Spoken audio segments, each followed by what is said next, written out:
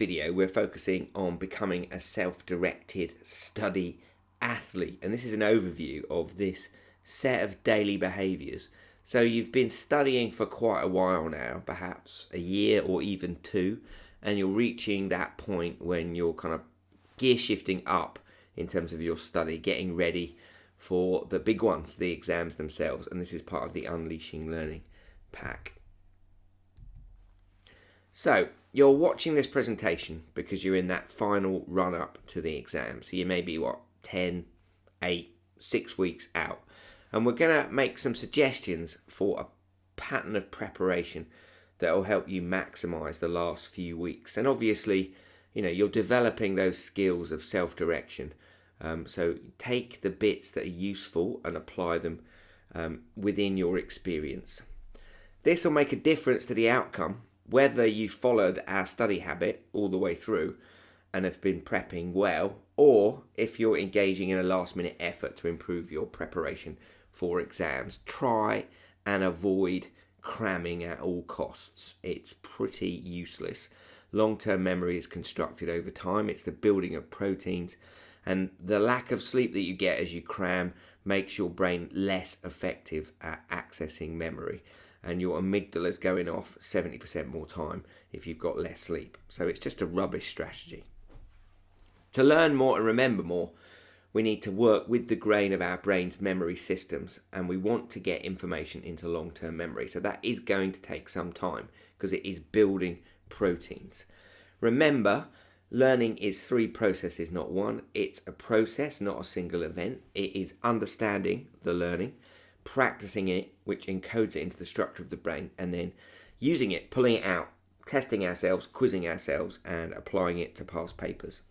And this is where learning happens. It happens in the gaps. We got 300 trillion of these tiny connections between the dendritic spines of neurons. That's where long-term memory happens. It is chemical and electrical, and it involves the changing of proteins. It actually involves DNA in the neuron generating proteins. And as the synapses get strengthened, then the myelin around neurons thickens. But you'll know that if you've been looking at our videos for a while. So we've got to maximize repetition. We can rely a little bit on salience, and you'll see later in this particular set of videos, we talk about effortful and engaging subjects. So salience is important, whether it's interesting or not, but repetition is the most reliable way of getting information into our brains. So we're going to ask you to build a self-directed study slot. We'll teach you what to put in it, why you should do it, and how you should do it. We'll also help you manage your brain's worry system and build great well-being, because all of that stuff has to happen together. The worry system will be going off because you've never done exams before. Well-being is fundamental because you're not going to be your best self, access all the fantastic memories you're laying down, unless you've managed your well-being and turned off your stress system. So the self-directed study slot in overview is like this. We've got a study tracker, and the document that we'll present and show you and share with you as a template helps you track your study. And that's very important because it helps you organise yourself, and planning is going to be really important. But also, equally, it helps you see what you've done already. And that's very powerful because this is an incremental process. So as you're doing it, you may be thinking, this isn't enough. But very quickly, within a few days, you'll see the stack of things that you've done. We're going to ask you to engage in a very quick audit for effortful and engaging subjects. Work out which ones are interesting to you, which ones are not. We're going to ask you to plan your well-being alongside your study, because planning well-being at the same time as managing study is fundamentally important.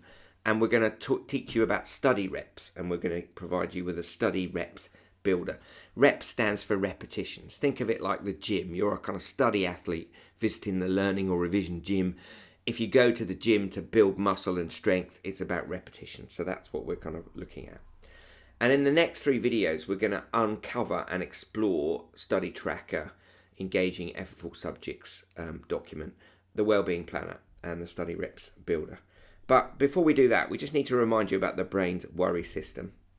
You've got this new brain. It's incredibly powerful, 300 trillion connections. 1 millimeter of it is 700 times more powerful than a desktop computer in terms of memory. If you counted those connections, it would take you 9.5 million years to count all the synapses in your brain at the beat of 1 a second. That's the bit of your brain, that yellow bit at the top that's going to pass exams. But it's spot welded to a much older bit of the brain that's about survival and monitoring the environment to see whether risks and rewards are changing. And because of the way the brain's evolved, that system gets sensory information first, so it will be triggered by change and uncertainty. And let's face it, GCSEs are like the mountains. A-levels are like the mountains. University exams are like the mountains. So they're going to be tricky. We're going to need a lot of effort. We're going to need to manage our well-being. But we need to expect our worry system to go off. And the way to keep it calm is to have a plan, follow your self-directed study plan, and alongside that, manage your well-being.